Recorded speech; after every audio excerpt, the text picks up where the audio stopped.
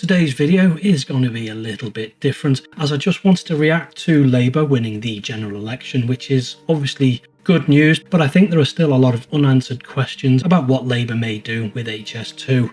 I think we do have some reasons to be hopeful with the appointment of Lord Hendy to the Minister of State for Transport, who is obviously pro-HS2. And the review, which was led by Jürgen Meyer, who is also pro-HS2. So there are pro-HS2 voices who have the ear of Labour ministers, so fingers crossed we might get some positive announcement, but I think it's still too early to speculate about what Labour may do next with regards to HS2.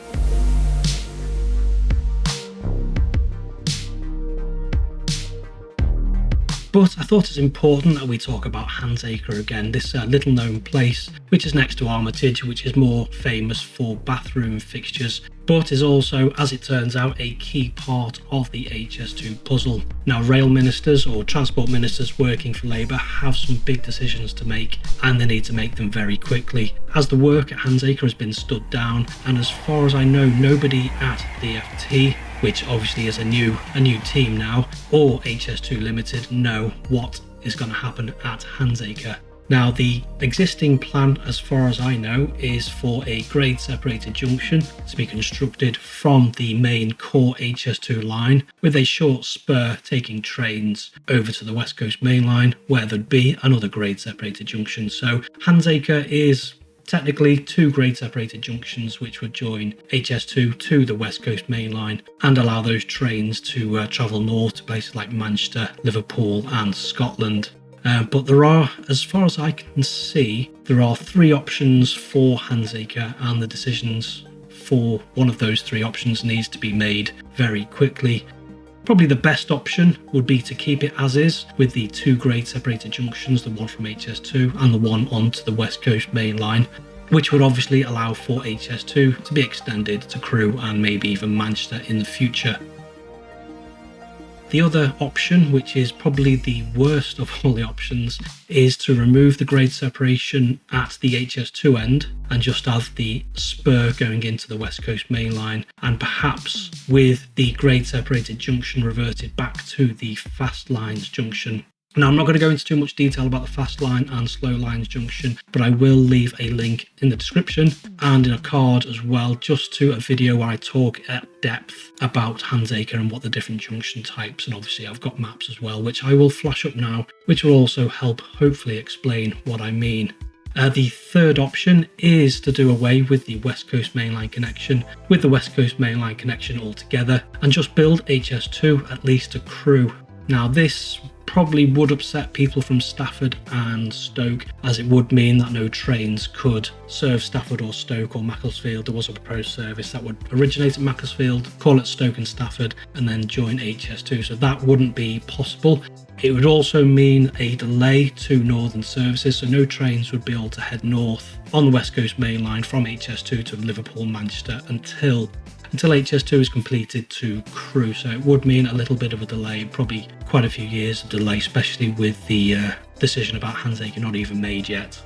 To be honest, I probably would be supportive of removing the West Coast Main Line link if it meant that HS2 was built to Crewe. Now, it wouldn't be my favourite of the outcomes, but if you can remove two grade separated junctions from the equation, by my estimation you could save probably around £500 million, given the cost of grade separation these days. So there's a little bit of a cost saving that could be used to build Phase 2A, and given the cost of Phase 2A is only around 7 billion, is it? Then 500 million is quite a considerable saving. So it wouldn't be my favourite outcome, but I'd probably be supportive if it meant we get HS2 at least to Crewe.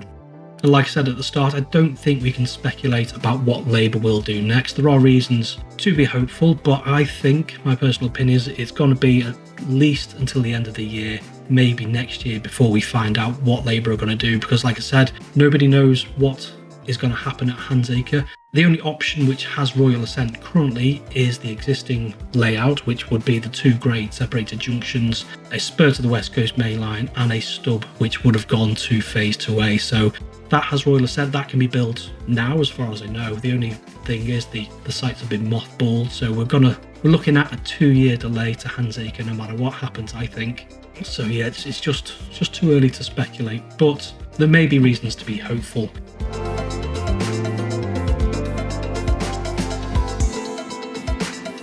My personal hope is that their reluctance to commit to HS2 was kind of pre-election indecisiveness, as they still seem, I think there's ministers within Labour who still seem to think Network North is a vote winner or loser. So yeah, that's a little bit of a worry that, you know, Network North is still being talked about, even though everybody knows that Network North is just a complete, it's just a nonsense document which doesn't really have a plan for anything. And we all know, well, I hope we all know, that the diversion of funding myth that Tories put out there is just a myth. It's a lie more than anything.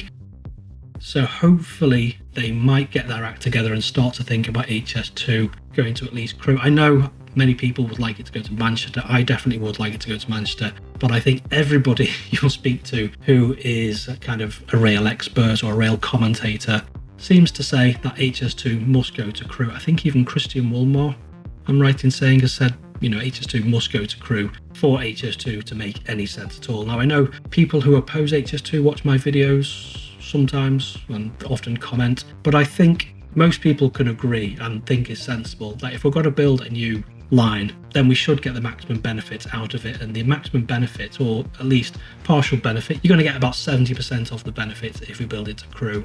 If we just build it to Handsacre, then we just bake in loads of problems on the West Coast Main Line with regards to capacity. You know, College to Handsacre would just be absolutely wrecked capacity-wise. And if we built the junction as it's envisaged now with the slow line connection, which is just nonsense. So I'm hopeful HS2 will go to Crewe under Labour at least, but I think we're going to have a little bit of a wait before Labour actually makes up the mind and has the bottle kind of to admit that we do need HS2, even if they call it, I keep saying, Stafford Bypass Plus or something. You know, if they rename it something, they say we've de-scoped it, we've found cost savings, whatever it takes. It needs to go to Crewe at the very minimum. So I think watch this space, but I did want to I know a few people kind of would be interested in what I have to say with regards to Labour. So yeah, watch this space.